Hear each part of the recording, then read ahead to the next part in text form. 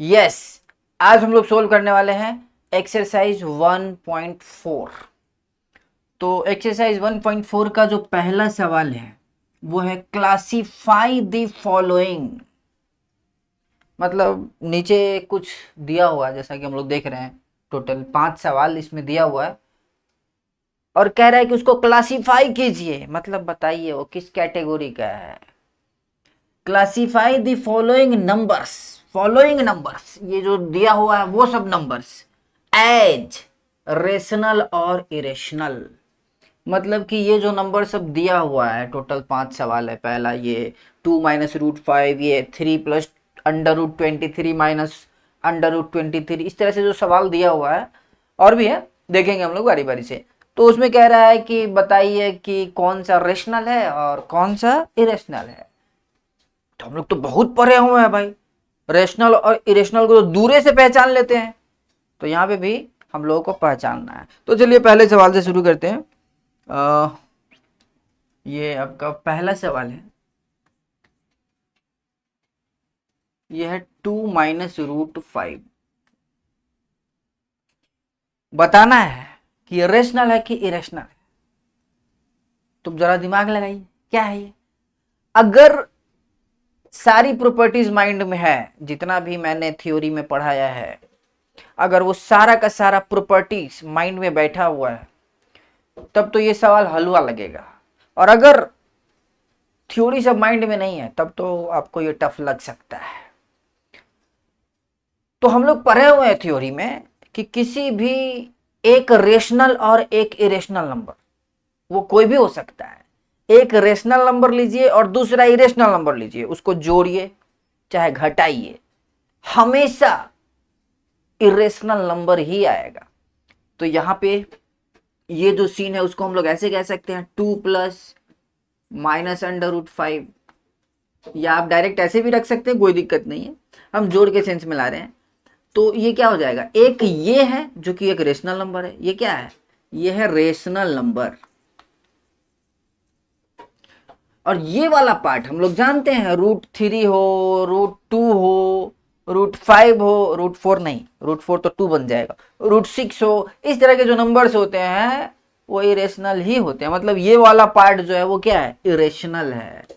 ये वाला जो पार्ट है वो इरेशनल है और ये वाला जो पार्ट है वो रेशनल है। तो इसको हम लोग जोड़ के सेंस में ले सकते हैं और वही वाला थ्योरी अप्लाई करेंगे कि एक रेशनल और एक इरेशनल नंबर को जोड़िए, कोई भी दुनिया का कोई भी एक रेशनल और एक इरेशनल नंबर ले लीजिए, जोड़िए चाहे घटाइए, हमेशा आपको इरेशनल नंबर ही मिलेगा। तो ये वाला जो पूरा का पूरा हो गया वो हो गया इरेशनल, ये हो गया इरेशनल। कैसे हो गया, तो आप शॉर्ट में समझा सकते हैं बाय प्रॉपर्टीज। हम लोग जो प्रॉपर्टीज पढ़े थे, जो आप इतना लिखेंगे तो कॉपी चेक करने वाला समझ जाएगा कि बच्चे के दिमाग में चल रहा है कुछ, तो वो प्रॉपर्टी चल रहा है, इसकी वजह से ऐसा वो लिख दिया है। तो ये इरेशनल हो गया। तो पहला पहला सवाल का आंसर होगा इरेशनल। यस, पहला जो सवाल है उसका आंसर है इरेशनल। उसके बाद सेकेंड सवाल है, दूसरा सवाल, इसको मिटा लेते हैं। दूसरा सवाल है,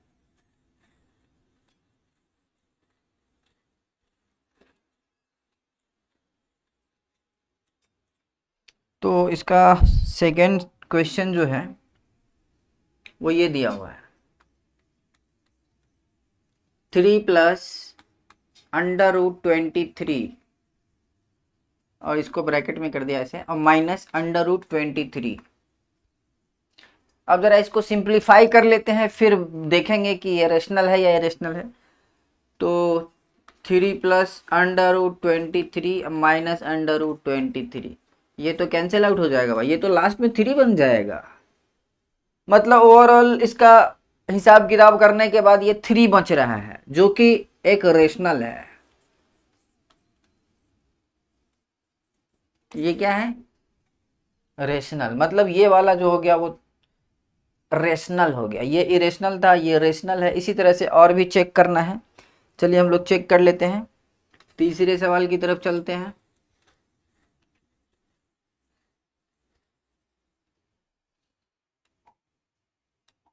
तीसरा सवाल है, ये है 2/7 बाई 7/7। अब इसको सिंप्लीफाई करोगे तो ये तो कैंसिल ही हो जाएगा भाई, √7 ऊपर भी है, √7 नीचे भी है, तो कट जाएगा, तो क्या बचेगा 2/7। ओ माय गॉड, ये तो रेशनल है, ये तो दूर से ही पता चल रहा है, ये क्या है, रेशनल है। क्यों? अरे ऐसा ही तो होता है रेशनल, p/q के फॉर्म, ऊपर भी इंटीजर नीचे भी इंटीजर, तो वही तो है, तो ये क्या है, रेशनल नंबर है। चलिए आगे चलते हैं हम लोग। 4th नंबर क्वेश्चन है, चलो यहाँ पे स्पेस है तो मिटाने की जरूरत नहीं है। 4th नंबर जो क्वेश्चन है वो है 1/√2। ये क्या है, ये रेशनल है कि इरेशनल है? तो ये हम लोग पढ़े हुए हैं कि किसी भी दो रेशनल नंबर का अगर आप डिवीजन करते हैं या मल्टीप्लीकेशन करते हैं, एक्सेप्ट जीरो वाले केसेस में, जीरो की वजह से अगर आप इनटू करेंगे तो जीरो हो जाएगा, तो रेशनल वाला केस हो जाता है। लेकिन अगर आप नन जीरो से इसको मल्टीप्लाई डिवाइड करते हैं, किसी भी दो रेशनल है, एक रेशनल और एक इरेशनल नंबर है, उसको और मल्टीप्लाई करते हैं या डिवाइड करते हैं नन जीरो, मतलब रेशनल जो बोल रहे हैं ना रेशनल, उसमें जीरो भी आता है, वो नहीं लेना है। तो जीरो छोड़कर अगर कोई भी आप दो गो लेते हैं जिसमें एक रेशनल है और एक इरेशनल है, और उसको आप डिवाइड करेंगे तो हमेशा इरेशनल ही आता है। ये भी प्रॉपर्टी है। तो ऊपर में क्या लिखा हुआ है, रेशनल, ऊपर वाला जो पार्ट है वो क्या है, रेशनल, और नीचे वाला पार्ट जो है वो क्या है, इरेशनल। तो ओवरऑल इसको क्या कहेंगे, इरेशनल। ओवरऑल ये इरेशनल, नीचे में लिख सकते हैं बाय प्रॉपर्टी, प्रॉपर्टी जो जानते हैं उस प्रॉपर्टी से कर दिए हैं इसको। तो ये भी हो गया इरेशनल, ये भी हो गया इरेशनल, ये तो रेशनल बन गया था, ये भी रेशनल बन गया था। अब ये क्या है, 2π, जो इसका 5 नंबर क्वेश्चन है वह 2π, तो इसका मतलब हुआ 2 × π। देखिए ये वाला पार्ट जो है वो रेशनल, और ये वाला जो पार्ट है वो है इरेशनल। पाई जो होता है वो इरेशनल नंबर होता है, हम लोग जानते हैं। आगे भी देखेंगे कुछ सवाल है ऐसा जिसमें वाई पे डिस्कशन किया गया कि भाई ऐसा क्यों है ये इरेशनल, तो देखेंगे। लेकिन ये इरेशनल है। पाई का वैल्यू 22/7 ये अप्रोक्स वैल्यू होता है, एग्जैक्ट वैल्यू आज तक किसी को नहीं पता। इरेशनल नंबर जितने भी है दुनिया में एग्जैक्ट वैल्यू किसी को नहीं पता है। तो पाई का एग्जैक्ट वैल्यू किसी को नहीं पता, वो अप्रोक्स में यूज करते हैं हम लोग, 3.14 या 22/7 इस तरह का जो है। तो ये रेशनल इरेशनल हम लोग पढ़े हुए हैं भाई, अभी अभी देखे थे उधर, रेशनल और इरेशनल को इंटू करो या डिवाइड करो। यहाँ रेशनल इरेशनल डिवाइड हो रहा था, यहाँ रेशनल इरेशनल इंटू हो रहा है, ये इरेशनल ही आएगा। तो ये पूरा का पूरा पार्ट क्या हो गया, पूरा का पूरा पार्ट जो हो गया वो हो गया इरेशनल। क्यों, कैसे, तो बाय प्रॉपर्टी, ब्रैकेट में आप लिख सकते हैं बाय प्रॉपर्टी। चलिए अगले सवाल की तरफ चलते हैं। गुड, नेक्स्ट क्वेश्चन जो है दूसरा सवाल, पहला सवाल तो कंप्लीट हो गया, उसमें टोटल 5 सवाल था, वो हो गया। दूसरा सवाल है, कह रहा है simplify each of the following expressions. नीचे कुछ एक्सप्रेशंस दिए गए हैं, उसको सिंप्लीफाई करना है। चलिए हम लोग करते हैं, बहुत किए हम लोग। पहला जो है वो है 3 + √3 इंटू 2 + √2। इसको सिंप्लीफाई करना है। तो इसको सिंप्लीफाई करने के लिए क्या करेंगे, बारी बारी से मल्टीप्लाई। 3 के साथ ये पूरा का पूरा ब्रैकेट आएगा 2 + √2, प्लस ये जो √3 है इसके साथ भी ये पूरा का पूरा ब्रैकेट आएगा 2 + √2। हाँ इस तरह का हम लोग पढ़े हुए हैं, a + b या c + d, इस तरह का pattern, a + b × c + d। उसी पैटर्न का है जहाँ पे ये a है, ये b है, ये c है, ये d है। तो इस तरह के पैटर्न में हम लोग ऐसे सोल्व करते हैं, a × c + d, मतलब इसके साथ ये पूरा ब्रैकेट और प्लस। अगर यहाँ प्लस है तो प्लस, माइनस भी हो सकता है, तो उस केस में ये माइनस रहेगा यहाँ पे। तो +b × c + d, उसी पे तोड़ा गया इसको। अब बारी बारी से फिर मल्टीप्लाई कीजिए, ये हो जाएगा 3 × 2, ये हो जाएगा 3 × √2, ये हो जाएगा √3 × 2, ये 2 बाहर से है, रूट के अंदर में नहीं है ये 2। अब प्लस √3 × √2, इस ये हो गया 6, और ये कितना हो गया 3 √2, प्लस ये 2 को पहले लिख देते हैं हम लोग 2√3। ये स्टाइल है, जो अच्छा नंबर है उसको पहले, रूट वूट वाला है तो उसको बाद में लिखते हैं हम लोग। अच्छा ये क्या हो जाएगा, इस पे भी रूट इस पे भी रूट, दोनों पे एक ही रूट आ जाएगा ऐसे, और ये अंदर में मल्टीप्लाई हो जाएगा 3 × 2। ये सारे रूल्स है जो हम लोग पढ़ लिए हुए हैं। तो ये आ गया 6 + 3√2 प्लस 2√3 प्लस √6। अब इससे ज्यादा सिंप्लीफाई नहीं कर सकते हम लोग, तो ये सिंपलेस्ट फॉर्म पहले का। चलिए इसका दूसरा सवाल भी देख लेते हैं हम लोग, इसको मिटाते हैं।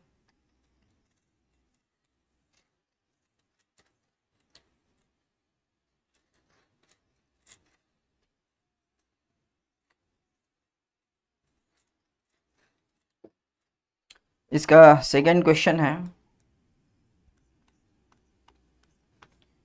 3 + √3 3 - √3।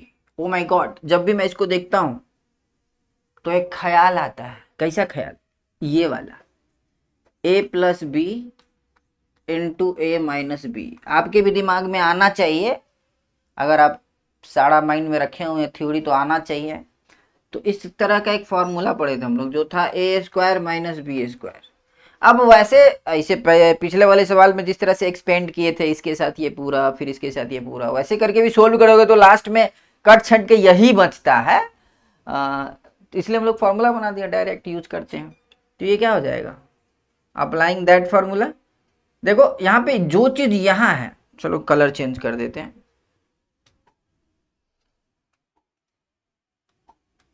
जो चीज यहाँ है सेम टू सेम वही चीज यहाँ है, तो ये हो गया a, सेम टू सेम। और जो चीज यहाँ है वही सेम टू सेम यहाँ है। यस, इसमें फर्क क्या है, ये a ये a ये b फर्क क्या है, यहाँ प्लस यहाँ माइनस, तो यही बात तो हुआ, a + b a - b a² - b²। तो डायरेक्ट इसको तोड़ देते हम लोग, तो कितना हो जाएगा 3 का स्क्वायर माइनस √3 का स्क्वायर। अब b के जगह पे जो भी रहेगा वही आएगा, तो 3 का स्क्वायर कितना हो गया 9 माइनस √3 का स्क्वायर, स्क्वायर से रूट कैंसिल हो जाता है तो ये बच गया 3, तो 9 - 3 कितना हो गया, ये हो गया 6। तो इसका आंसर आ गया 6। यस, चलिए अगले सवाल की तरफ चलते हैं हम लोग।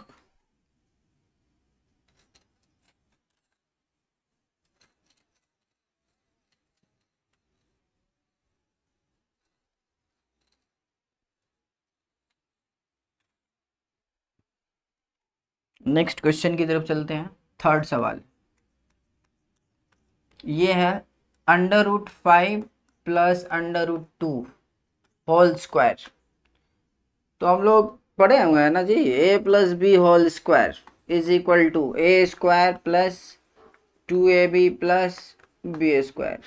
ये फॉर्मूला किस दिन के लिए पढ़े हैं, इसी दिन के लिए तो पढ़े हैं, अप्लाई करेंगे, मौका आ चुका है। तो a यहाँ पे ये है, ये पूरा का पूरा a है, ये a और ये b। अब a + b का होल स्क्वायर, इसको तोड़ देते हैं हम लोग, तो क्या हो जाएगा √5²। अब a के जगह पे जो भी रहेगा वो अपना आएगा, तो a के जगह पे जो भी है उसका स्क्वायर, तो a के जगह पे यहाँ √5 उसके स्क्वायर प्लस 2ab, 2a बोले तो √5, b बोले तो √2 प्लस b² बोले तो √2²। तो ऐसा हो गया इस फॉर्मूले पे, ये फॉर्मूला था। तो ये √5 का स्क्वायर क्या बन जाएगा 5 प्लस इसको मल्टीप्लाई करो जरा, ये कितना हो जाएगा 2, और एक ही रूट के अंदर एक ही छत के नीचे दोनों आ जाएंगे, इसका भी छत का घर इसका भी छत का घर, तो एक ही छत सटा ही हुआ, तो एक ही छत के नीचे आ गए दोनों। 5 × 2 हो जाएगा 10, और √2 का स्क्वायर कितना हो जाएगा 2, तो 5 + 2 ऐड हो जाएगा 7 + 2√10। ये हो गया इसका आंसर। तो तीसरा तक तो हम लोग पहुंच गए हैं, चलिए इसको मिटा लेते हैं, तीसरा सवाल भी हो गया।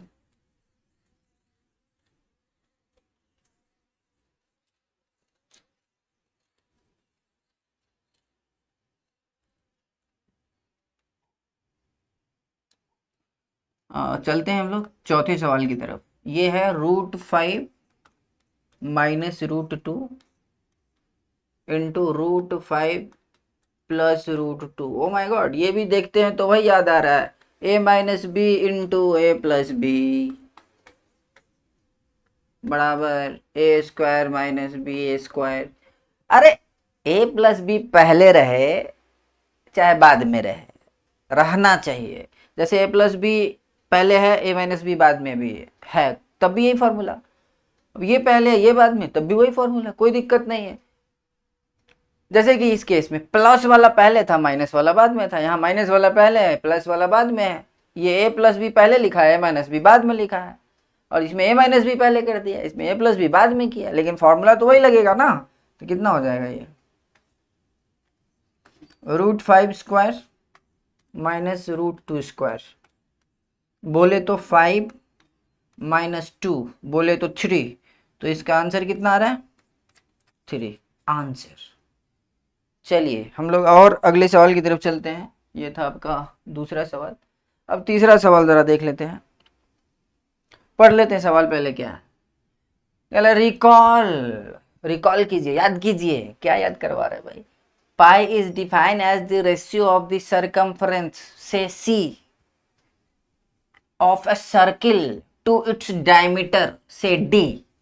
इसके कहने का मतलब है कि पाई का जन्म जो हुआ है वो सर्कल वाला हिसाब किताब से हुआ। जैसे ये सर्कल है, अब कोई भी सर्कल बनाते हैं, अगर आप बनाते हैं तो आदमी कोई भी काम करता है ना तो उसमें एरर आता ही आता है, उसमें कुछ ना कुछ एरर रहेगा ही। परफेक्ट काम आदमी कभी नहीं कर सकता है, लगभग में परफेक्ट हो सकता है लेकिन एग्जैक्ट में नहीं। तो सर्किल आप कैसे भी बनाइए, इवन आप मशीन से भी ड्रॉ करते हैं ना, प्रिंटर के थ्रू या जैसे भी हो, तो वो एग्जैक्ट ड्राइंग नहीं होता है, कुछ ना कुछ फॉल्ट होता है। तो जब आप इसका ये लंबाई देखेंगे, ये वाला लंबाई, ये सरकमफ्रेंस बोले तो सी है ना, से सी सरकमफ्रेंस डिवाइडेड बाय इसका ये डी, डायमीटर होगा ना जी, कुछ डायमीटर सी बाय डी करेंगे तो छोटा सर्किल लीजिए चाहे बड़ा सर्किल लीजिए, सर्किल कितना भी छोटा हो या कितना भी मीडियम साइज का हो या कितना भी बड़ा साइज का हो, जब ये काम करेंगे, ये काम बोले तो ये काम सरकमफ्रेंस डिवाइडेड बाय डायमीटर, तो हर बार ना अप्रोक्स में 3.14 समथिंग समथिंग आता है। चूंकि ये मेजर करके डालने वाला वैल्यू है, यहाँ पे भी आपको मेजर करना है कितना है, फिर यहाँ पे भी मेजर करना है ये कितना है, फिर डालना है, तो मेजर करने में तो होती है गलती। और जब गलत ही जानकारी ऊपर में होगा और गलत ही जानकारी नीचे में होगा, तो जब डिवाइड करेंगे तो वैल्यू कभी कुछ आएगा, कभी कुछ आएगा, कभी कुछ आएगा, कभी कुछ आएगा। इसीलिए पाई को आज तक इरेशनल के कैटेगरी में डाला गया, क्योंकि pi is equal to what, pi is equal to what, pi is equal to जो होता है वो होता है C by D. C by D को ही हम लोग बोलते हैं, सी बाई डी को हम लोग बोलते हैं पाई, मतलब पाई का जन्म ही यहीं से हुआ है। तो pi means C by D. अब सी तो मेजर करने वाली बात है, डी भी मेजर करने वाली बात है, D for diameter, C for circumference. जब आप ये मेजर करके डिवाइड करेंगे तो मेजर करने में होती है गलतियां, इसके वजह से सी बाई डी का वैल्यू हमेशा डिफरेंट आते रहता है। इसलिए इसको इरेशनल नंबर के कैटेगरी में डाला गया, क्योंकि एग्जैक्ट मेजरमेंट अभी तक कोई कर नहीं पाया है। जिस दिन हो जाएगा उस दिन शायद पाई का एग्जैक्ट वैल्यू हम लोग निकाल पाए। So this seems to be contradict the fact that pi is irrational. इसके कहने का मतलब है कि पाई के वैल्यू तो हम ऐसे लिखते हैं सी बाई डी टाइप से, तो ये तो रेशनल टाइप का हो गया भैया, लेकिन ऐसा नहीं है। इसके कहने का मतलब है ये तो रेशनल टाइप का लग रहा है लेकिन ये है इरेशनल, तो कैसे, तो वही बताए हैं, वही जो बताए हैं। How will you resolve this contradiction, तो यही बात है, कैसे कैसे हो रहा है ये चीज। ये अगर pi equal to C by D है तो वे रेशनल कैसे हो गया, ऐसे हुआ है। कैसे हुआ है, मेजर किए हैं, गलती हुई है, गलती के कारण रेशनल हुआ है। गलती नहीं हुई होती मेजरमेंट में तो वो रेशनल की कैटेगरी में आ जाता। फिर बात समझ में आ गया। तो इसमें यही लिखना था, how will you resolve this contradiction. तो आप वही बात लिखना है, since C is measured, C is to be measured, D is to be measured, and in measuring there is some error, therefore the value of C by D is not always same, it differ person to person or experiment to experiment, therefore this is not a rational number, this is in fact an irrational number till now. भविष्य में क्या होगा पता नहीं। चलिए अगले सवाल की तरफ चलते हैं हम लोग। ये आपका फोर्थ क्वेश्चन, जिसमें कह रहा है represent under root 9.3 on the number line. 9.3 दे दिया है नहीं, 5 होता तो कर देते आराम से, 25 होता तब भी कर देते, 26 होता तब भी कर देते। इस तरह का जब भी पॉइंट वाइंट में आता है तो थोड़ा सा डर लग जाता है, भाई ये पॉइंट में आ गया।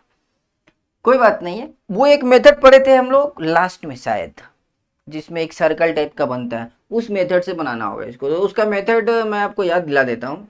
उसमें क्या करते हैं हम लोग, चलिए भाई थोड़ा सा स्केल आ जाइए, ज़रूरत है।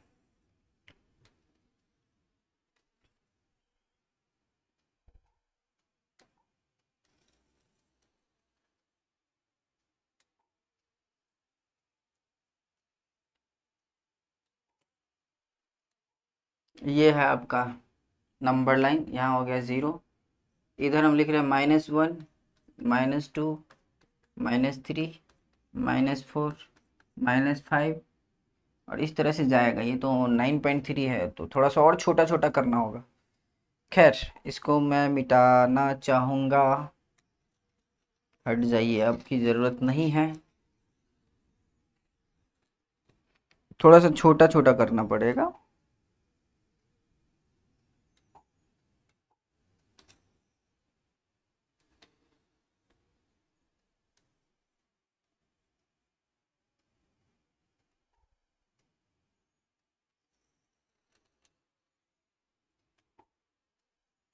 तो ये है आपका नंबर लाइन, और इधर से शुरू करते हैं। ये 0, ये -1, -2, -3, -4, अब स्केल से मेजर करके करना पड़ेगा इसको। -5, -6, -7, -8, -9, और -9 से और इधर आएगा -10, और 9.3 का मतलब है कि इसको अब जब आप 3 पार्ट में डिवाइड करेंगे ना इस पोर्शन को 10 बराबर भागों में, तो 3 पार्ट लेना है। तो चलो अप्रोक्स में हम मान लेते हैं, कलर चेंज कर लेते हैं, अप्रोक्स में मान लेते हैं कि यहाँ पे आ रहा है, यस अप्रोक्स में। तो ये जो पॉइंट है इसको हम लोग बोल देते हैं ए, यही नियम था हम लोग पढ़े थे पहले। तो ये हो गया ए, और बी जो होता है हमेशा 1 पे लिया जाता है, ये सब बताए थे क्यों। तो ये हो गया आपका बी, ए और बी डिसाइड हो गया, ए यहाँ रहेगा, बी यहाँ रहेगा। उसके बाद पढ़े थे हम लोग यहाँ से यहाँ ए बी जितना भी है उसका परपेंडिकुलर बाइसेक्टर ड्रॉ करना है। उसका कौन सा बाइसेक्टर ड्रॉ करना है, perpendicular bisector. Perpendicular bisector draw करने के लिए आपको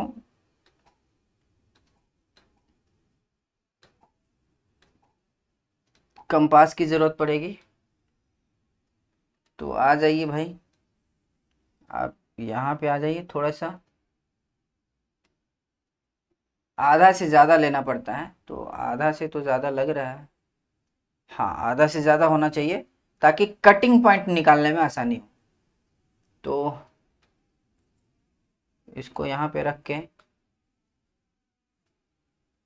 हम लोग कट करने की कोशिश करते हैं, देखते हैं कहाँ आ रहा है। तो अप्रोक्स में हमको लग रहा है इसी के आसपास आएगा, यहाँ पे कट कर लिए हैं। अब इसको उठाते हैं और यहाँ रखते हैं बी पे परपेंडिकुलर। अच्छा नीचे भी कर ही लेते हैं ना साथ में, नीचे भी साथ में कर ही लेते हैं,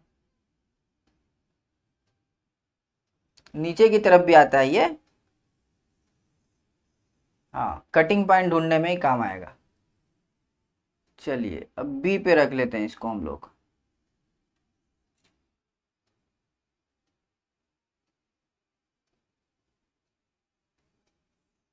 यहाँ आ गया।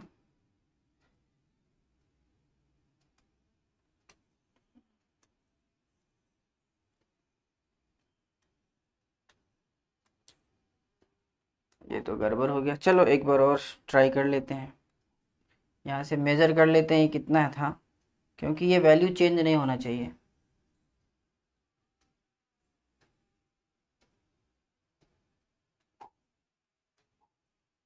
ये वैल्यू चेंज नहीं होना चाहिए। अप्रोक्स में भी कर सकते हैं हम लोग समझने के लिए।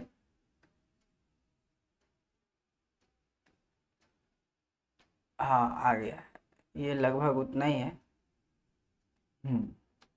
इधर से तो हो गया है, अब हमको इधर से करना है। तो बी पे इसको रख दिए, बी पे आ गया है ये। अब यहाँ से कर लेते हैं हम लोग।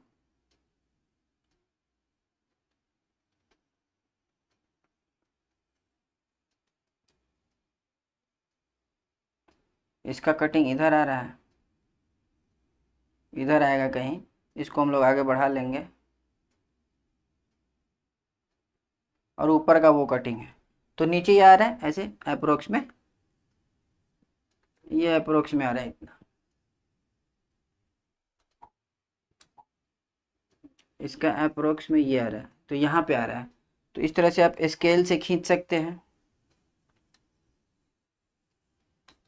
सीधा करके एकदम। तो लगभग में इस तरह से आपको ये आ रहा है। चलो इसको हम रेड कलर से कर देते हैं।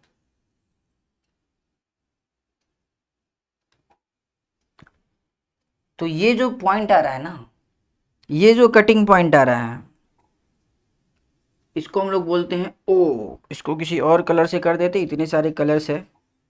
ये हो गया आपका ओ। मतलब क्या, मतलब क्या हुआ, मतलब ये हुआ कि ये है परपेंडिकुलर बाइसेक्टर वाला लाइन। अब परपेंडिकुलर बाइसेक्टर का मतलब ही है बाइसेक्ट करना। बाइसेक्ट का मतलब होता है बराबर भागों में, जितना इधर उतना इधर। मतलब ये सेंटर है, और अगर इतना आप इधर लेते हैं तो ये इतना इधर भी आएगा। हम अब क्या करने वाले हैं, इसका एक सर्कल बनाने वाले हैं। वैसे पूरा सर्कल की जरूरत नहीं होती है, हाफ से भी काम चल जाता है।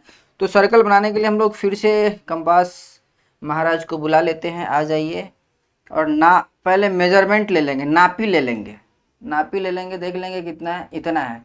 अब इतना ही इधर भी होगा। अब इसको हम लोग घुमा देते हैं ऊपर ऐसे। तो ये अप्रोक्स, हाँ आ गया आ गया, गुड। पूरा सर्किल घुमाने की जरूरत नहीं होती है, पूरा सर्किल घुमाने की जरूरत नहीं होती है, लेकिन चलिए हम लोग फिर भी घुमा दिए हैं समझने के लिए। तो इस तरह से हो गया। उसके बाद नियम जो बताए थे वो था, जीरो के ऊपर परपेंडिकुलर ड्रॉ करते हैं। ये जो जीरो है इसके ऊपर हम लोग क्यों करते हैं वो सब बताया जा चुका है, आप थ्योरी में जाके देख सकते हैं। तो जीरो के ऊपर परपेंडिकुलर ड्रॉ करना है, जीरो के ऊपर परपेंडिकुलर ड्रॉ करना है। चलिए इसमें रेड कलर से ही कर लेते हैं, हालांकि हमको डॉटेड लाइन की ज़रूरत है। चलिए भाई स्केल महाराज आ जाइए आप। तो इस तरह से आप वन पे रख के, जीरो पे रख के ऐसे परपेंडिकुलर ड्रॉ करेंगे। तो इसमें डॉटेड हम करना चाहेंगे थोड़ा सा पतला में। यस, तो इस तरह से ये जो आ रहा है, ये आ रहा है, इस तरह से ये आ रहा है, ये डॉटेड। अब ये जो हाइट है, ये जो हाइट देख रहे हैं, अब हमको इसको ऐसे घुमाना है आगे। मतलब ये जो हाइट है ना, ये जो हाइट देख रहे हैं, यही है एक्चुअल में √93 का लेंथ। ये जो लंबाई होता है ये होता है √93। चलो मैं यहाँ पे लिख देता हूँ, ये जो वैल्यू है यही है √9.3। अब √9.3 कितना है लंबाई वाइज ये पता चल गया है। अब क्या करना है, इसको ऐसे घुमा देना, ऐसे घुमा देना है, ऐसे जहां भी चला जाए। तो अब √9.3 होता कितना है पता चल गया है, तो घुमाना है खाली, तो घुमा देते हैं, आ जाइए आप। हाँ, तो यहाँ से मेजर कर लेते हैं इसका हाइट कितना है, जहाँ पे ये है। भाई को इधर भाग रहा है, अच्छा ये सब भी बदमाशी करता है। खैर आ जाओ भाई, आराम से आराम से। आ, तो ये अप्रोक्स में हम्म, हाँ हाँ हाँ, अप्रोक्स में आ रहा है। थोड़ा सा ज़्यादा बड़ा हो रहा है।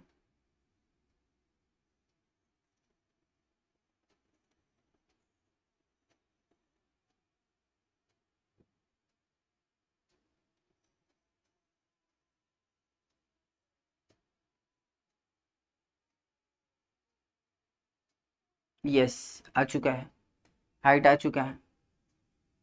थोड़ा सा ज़्यादा लग रहा है नहीं?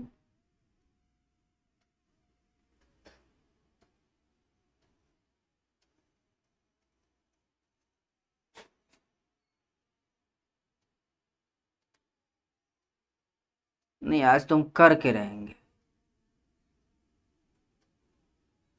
यस। थोड़ा सा ज़्यादा लग रहा है, चलो मान लो, हटाओ। यहाँ से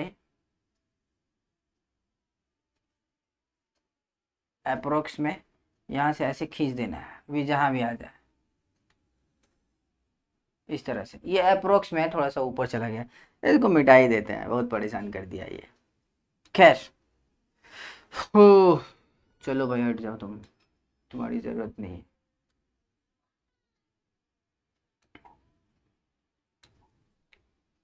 ये ऐसे था, ये पूरा भरा हुआ है ऐसे, और ये आपका जो हाइट है वो यहाँ तक आ रहा है। अब यहाँ से ऐसे घुमा देना आगे, और ये जो आएगा यहाँ से, क्योंकि ये डिस्टेंस √9.3 था, तो इसी को तो घुमा रहा है ऐसे। तो ओरिजिन जीरो, जीरो से इतना आगे, इतना आगे नंबर लाइन पे आ गया। अभी जहाँ भी आए इसका वैल्यू लगभग 3 के आसपास आएगा। 0, 1, 2 और 3 से थोड़ा सा आगे जाएगा, क्योंकि ये 9 पॉइंट समथिंग है, 9 होता तो 3 आता, तो लगभग में ये आपका यहाँ पे आ गया। यही √9.3 जो कि आपको दिखाना था आंसर। बाकी अब इसका स्टेप भी लिख सकते हैं, कोई दिक्कत नहीं है। चलिए अगले सवाल की तरफ चलते हैं। यह है rationalize the denominators of the following.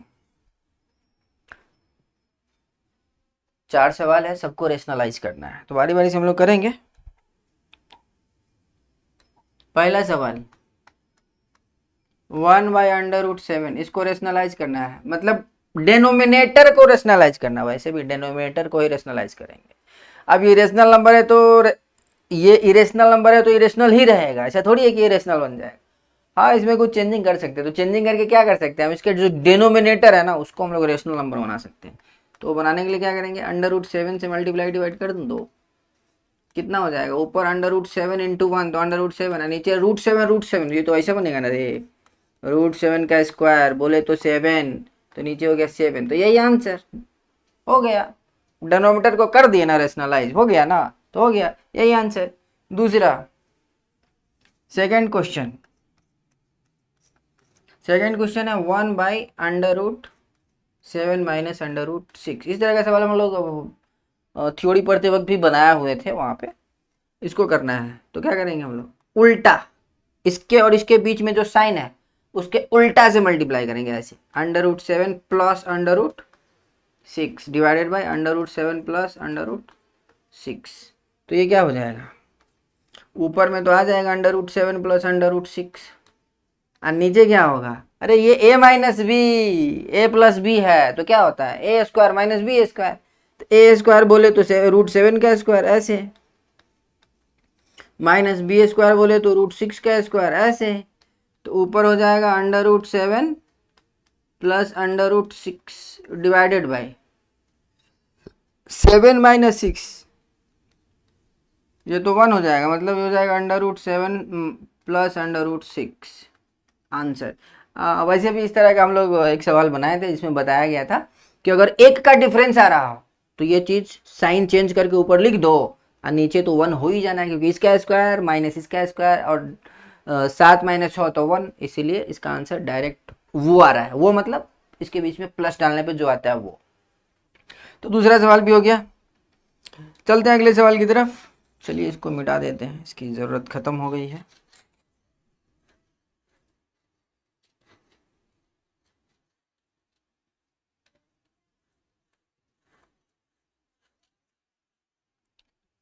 Next जो है वो है तीसरा सवाल,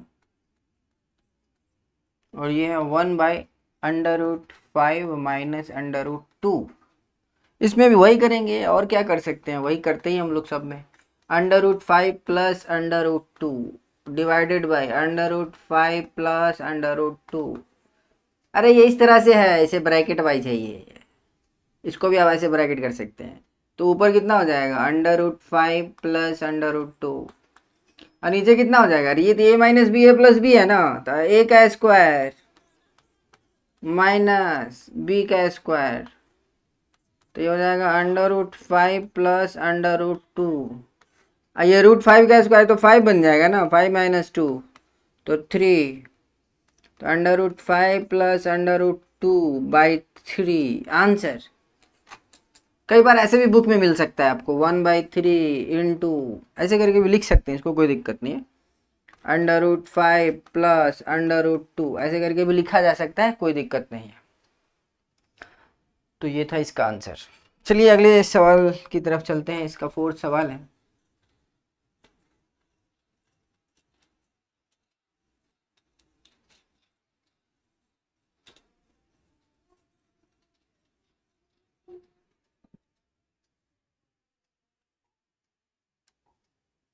इसका 4था सवाल है, वो है 1/√7 माइनस 2। तो इसको भी वही करेंगे हम लोग, √7 प्लस 2। हाँ जो भी रहता है वही रहेगा, जो है वही रहेगा, खाली साइन चेंज करना है। तो ऐसा हो गया, ऊपर में क्या आ जाएगा √7 प्लस 2 और नीचे में क्या आएगा a square minus B square. बोले तो √7 का स्क्वायर माइनस 2 का स्क्वायर, बोले तो ये हो गया √7 प्लस 2 डिवाइडेड बाई ये 7 माइनस ये तो 4 बन जाएगा। इस पे रूट थोड़ी है, इस पे रूट नहीं है, ये तो स्क्वायर होगा ही, तो 2 का स्क्वायर 4, तो 7 माइनस 4 3, तो ये हो गया √7 प्लस 2/3। इसको भी आप चाहे तो ऐसे लिख सकते हैं 1/3 इंटू √7, या 2 को पहले लिख दो, 2 प्लस √7, इस तरह से करके आप चाहे तो लिख सकते हैं। तो उम्मीद है कि जितना भी समझाया है सब समझ में आया होगा। अगर कोई दिक्कत है तो आप हमको कमेंट कर सकते हैं। अगर आपको बहुत ज़्यादा प्रॉब्लम रहता है तो हमारा ऐप भी डाउनलोड कर सकते हैं, वहाँ पे बहुत सारी तरह की फैसिलिटीज़ है, जैसे live classes, daily doubt classes, और भी उसमें बहुत सारी फैसिलिटीज़ है। एक बार आप डाउनलोड कीजिए, सब समझ में आ जाएगा। तो मिलते हैं अगले एपिसोड में, धन्यवाद।